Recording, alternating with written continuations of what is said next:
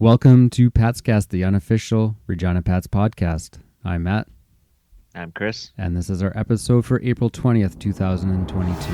Feist had it, lost off his stick, and here's a breakaway. Cordell Larson all alone, short-handed. Glove save, Delton Pine. Top of the left circle across. Here's Connor Bedard, high slot, shoots, he scores! Number 50! Matejchuk in the middle, it's broken up. Carrier feeds it ahead. Here's Connor Bedard for point number 100. Scores!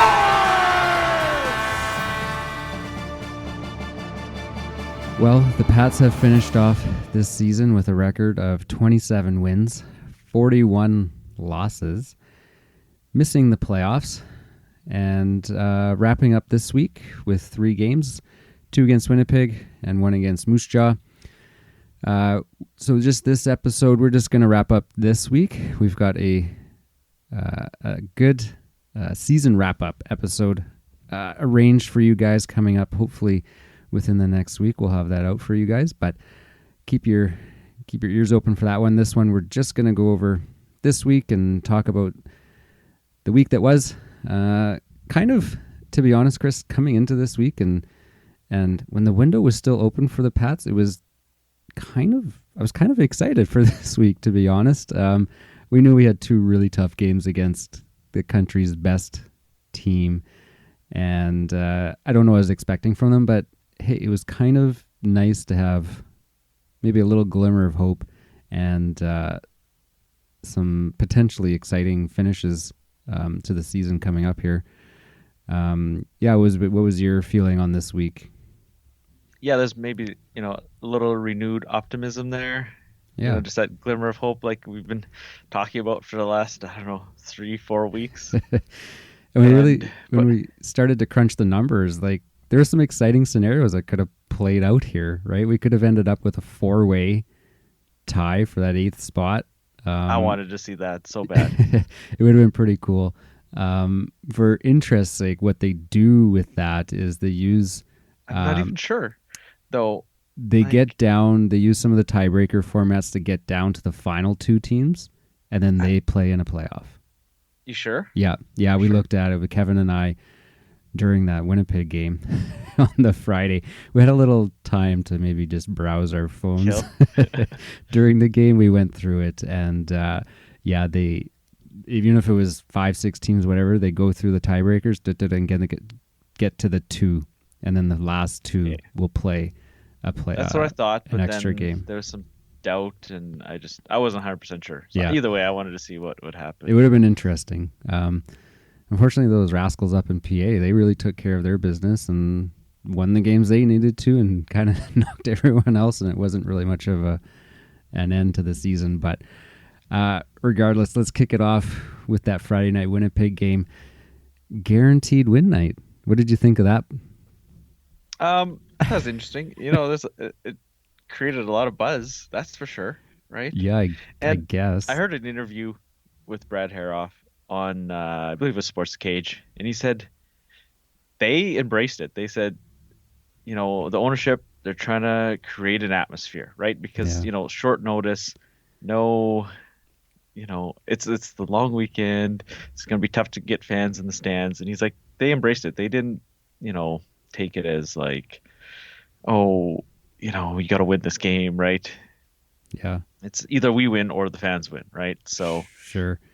But I mean, they're saying that, right? Like, but I mean, I know, and it's Winnipeg, right? If it was any other game, it's like, okay, but maybe Winnipeg was thinking of, we'll sit our guy. We've got first place wrapped up, no big deal.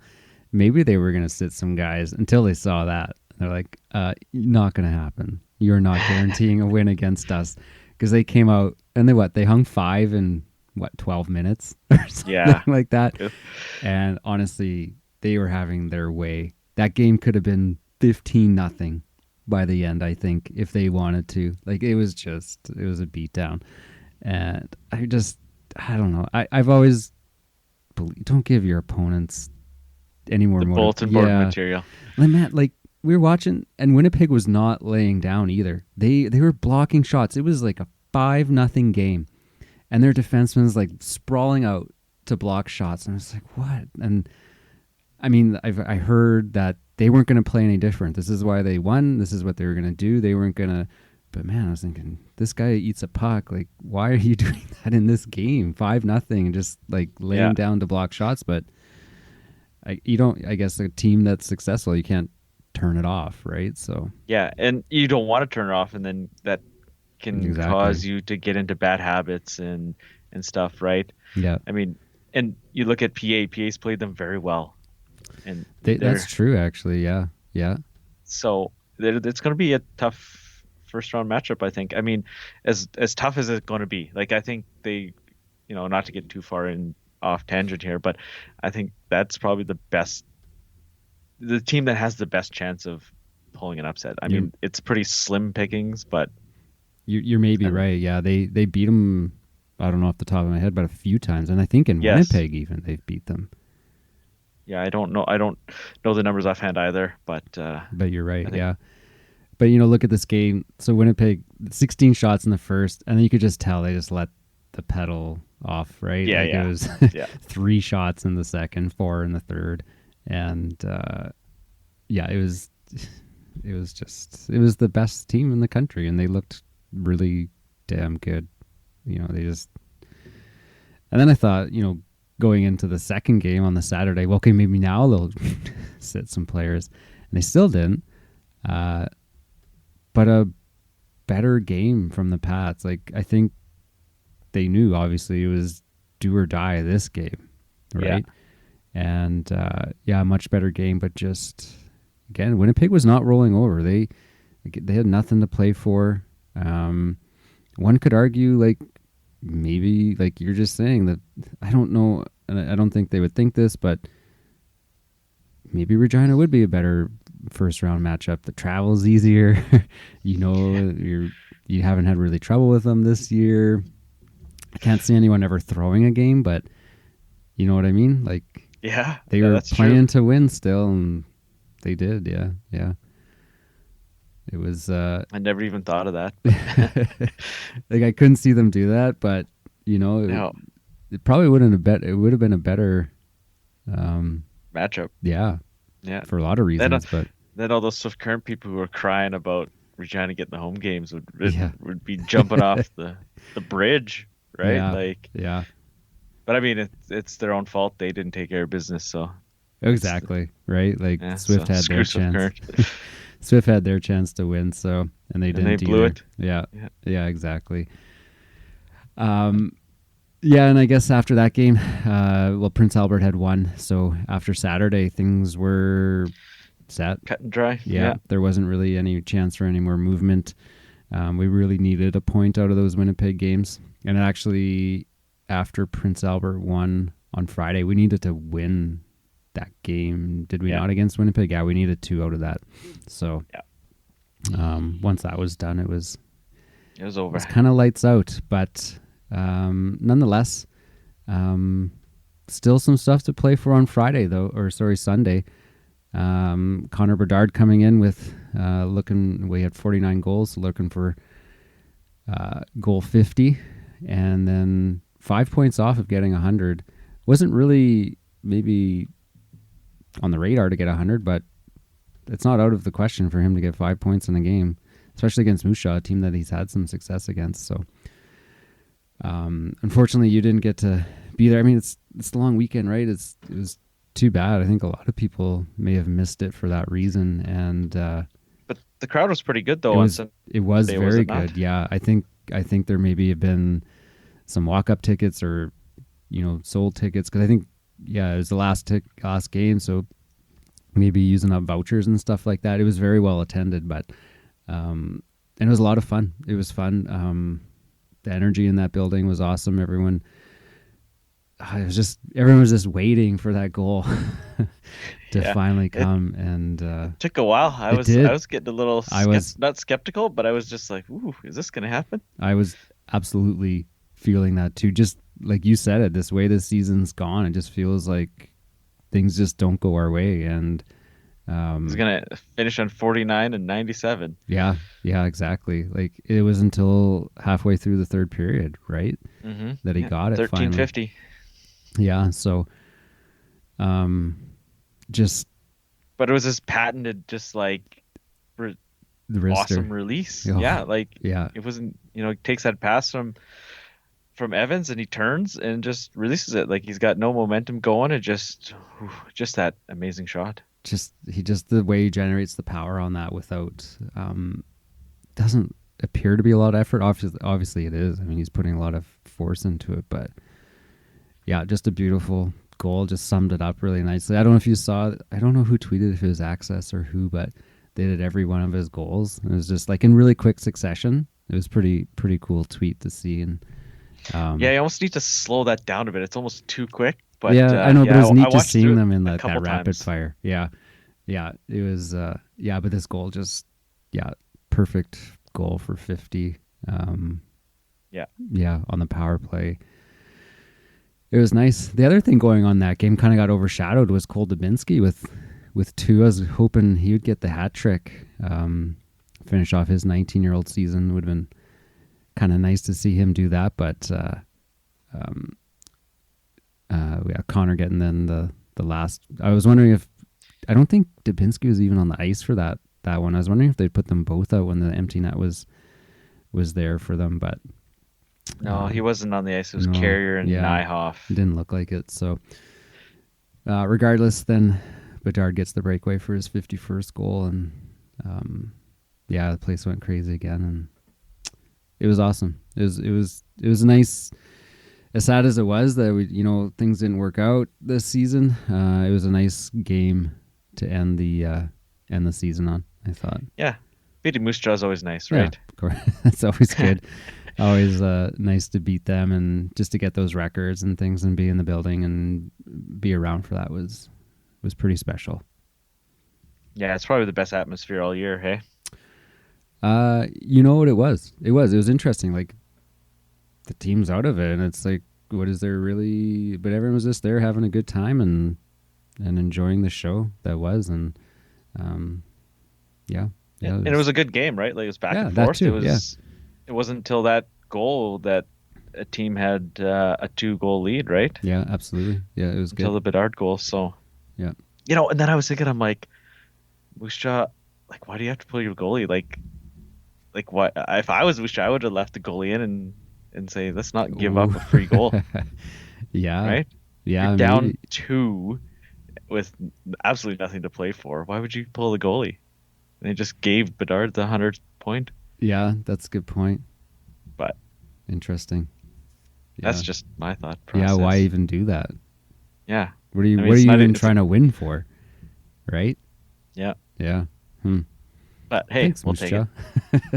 Thanks, guys. Yeah. So we did pull the interview, if you didn't hear it, post game with Connor Bedard here, just going over this game and his point totals. We'll just listen into Connor on this one. Good game. Obviously needed one more, and I was kind of fighting it, and it's something I wanted, and even coming to the season, I think those are kind of numbers that you look at, but you try not to think of too much. So like you said, obviously it would trade it all to be in the playoffs, but it's definitely pretty cool. Yeah, I mean that was all him, of course. I kind of just was able to go on a breakaway on an empty net, so I hope I don't miss those. And it was all him, obviously blocking the shot and having the poise to be able to kind of look around and get me the puck. So it was definitely more him than me on that one.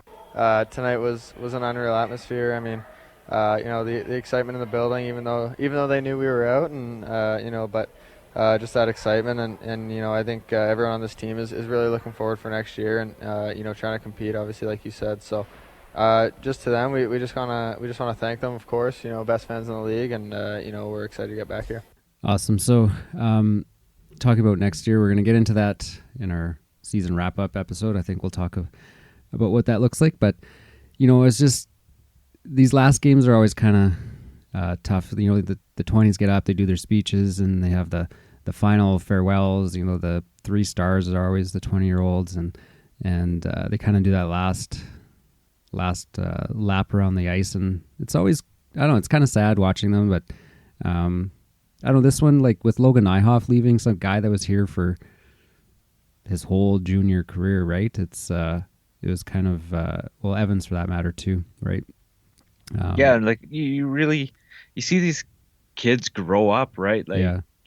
we've been watching Evans and we seen him like this guy's gonna be good. Like you could just see it coming. Like, Yeah. and Nyhoff's slowly progressed into such an all-around player, right? Like And such a both of them, leader, like yeah, a community leader too, right? yeah. Yeah.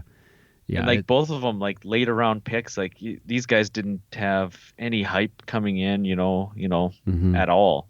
Yeah. And Evans alludes to that, like in his interview here that we're gonna throw to. But yeah, it is like you just see these guys grow up, and yeah, it's tough one to of see them the go. it's the unique and kind of enjoyable thing about junior hockey is it's always a set period of time these guys can be here.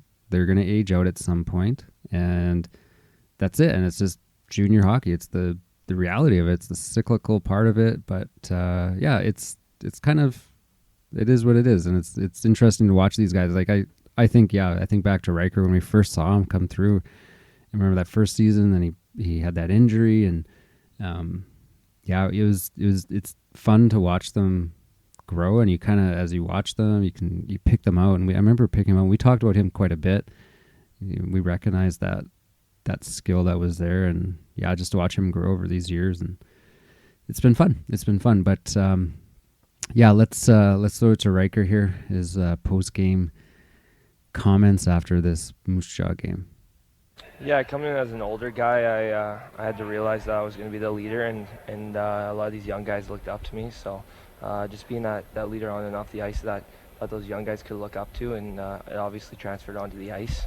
As an older guy in this league, I had lots of confidence, so it was just an easy transition. Yeah, coming in as a small 17-year-old, or even being drafted when I was 15, being super small. Brad, John, and Dave, they all believed in me, and now to have Brad develop me throughout these 4 years and to see where I'm at, I couldn't thank him enough. I think he said he was like 5'3" or 5'4" when he got drafted. Yeah, so go back and look at the draft, the stat there, or when they always list the size, right? Like, yeah, his picture's probably pretty funny. Half of them are that size too, right? Yeah. When they drafted him at 14. Yeah, they are. So, but I mean, to go from that small, and obviously you could see the skill, but man, you could tell he was one of the strongest players out there. Like, yeah, almost not too strong, but he definitely maybe overplayed that a bit, and obviously took some bad penalties here and there. But yeah, like he looks like he should have a chance at a decent pro career of some sort. Yeah, I believe. I think so. I mean, it's going to probably be one of those guys that takes a few years in the AHL to develop the game, for the organization to develop him into the player that they want to see. But I mean, obviously they saw something to take him that high in the draft, right? Second round. So yeah, it's been interesting to watch him grow, and hopefully he has some success in the next level. Yeah, and then I see Nyhoff is joining the Gulls. Yes. So for whatever they have left of their season, I'm not even sure. Is he going down? I thought it was for next season. No, I think he's joining the team right away, I believe. Okay, well, that's awesome. Yeah, I was just assumed it was for next year. I thought that's what I read, but even better for him. I can't imagine they have a whole ton left, but that's awesome to hear. I didn't realize that. So yeah, they tweeted it out today. Good.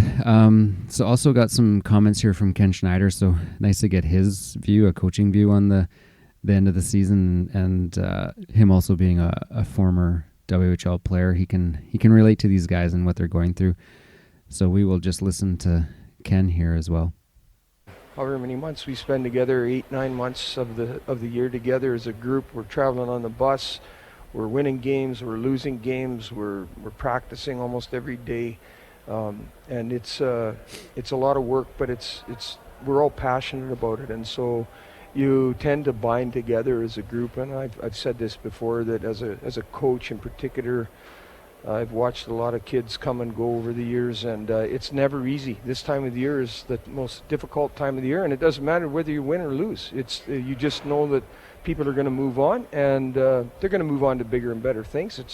But but you do find yourself, and I know the players in particular, our 20-year-old guys were, they're pretty emotional today, understandably so. I've been there myself as a 20-year-old player, and you know that you'll never be a junior hockey player again because you're going to age out. But like I said to them, the three of them, you've got your whole life ahead of you, and you've got some great opportunities. So, yeah, I don't think you can script it much better than that. For Connor, we were all excited about today and the opportunity that was in front of Connor to get the 50th goal, and I'm really proud of the guys that rallied around him.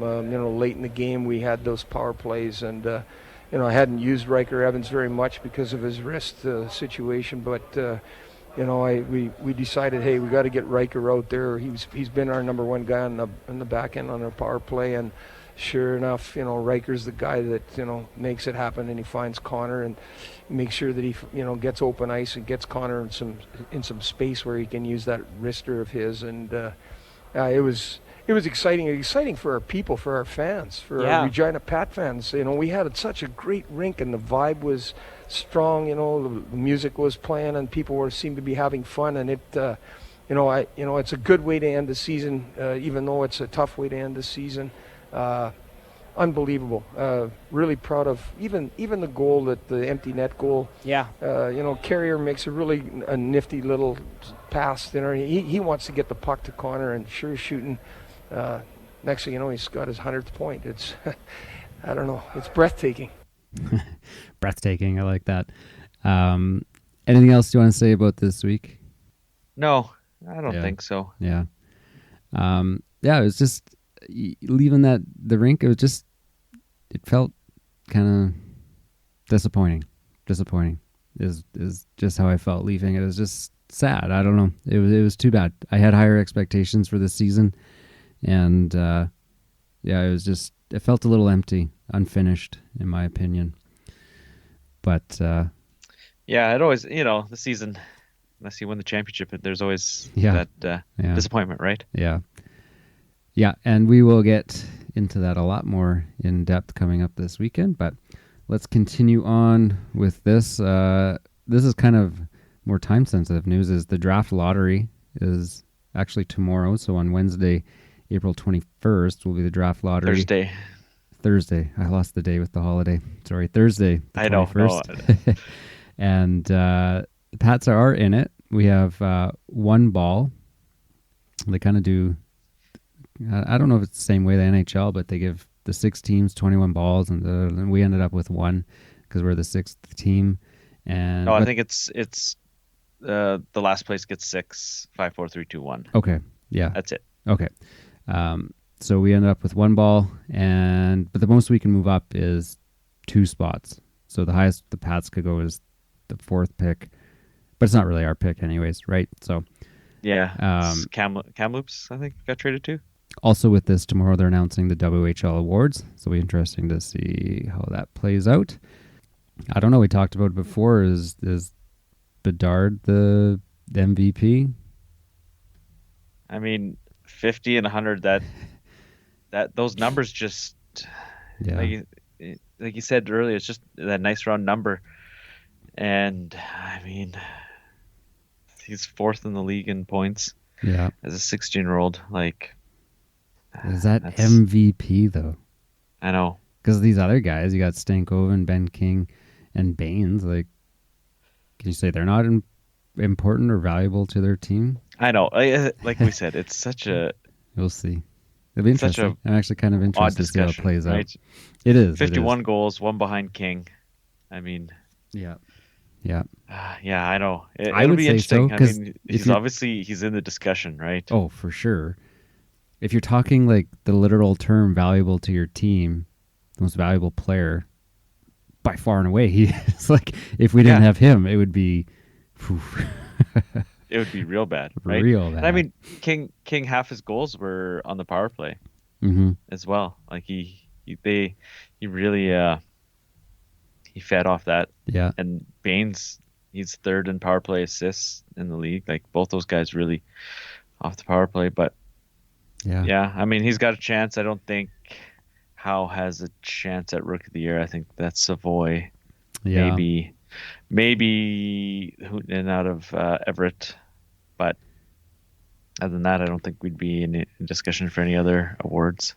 Yeah, I mean, he'd probably be talked about, but yeah, when you really break it down, you're digging a little bit deeper to get to Howe for that one. But regardless, he's in that neighborhood. Yeah, right? he'd be in the down ballot kind of discussion kind of thing, right? But yeah, so we'll see how that plays out. Other news: Bedard and Howe named to the U18 Team Canada off to Germany here. Tournament starting on Saturday. Yeah, I mean, nice to get the nod there. Of course, Bedard was there last year, and I wasn't too sure if he was gonna go, but he's been there, done that kind of thing, and he's moved up to the U20 class per se. Yeah. But I mean, I think it's with the playoffs getting pushed so late. No Q players going because they're still in their regular season. Yep. And last year they didn't go either because they were playing a proper season. So yeah, there was 13 WHLers going, only 6 from the OHL. But I mean, mind you, only four OHL teams don't make the playoffs, or all right. Yeah. And then there's quite a few out of the States, guys playing in the States. So it's interesting to see what kind of tournament they put together. Yeah. And this starts on Saturday. I don't know if it's going to be on TV or not. I haven't seen that yet. We know it was 11:30 on Saturday morning. Okay. So.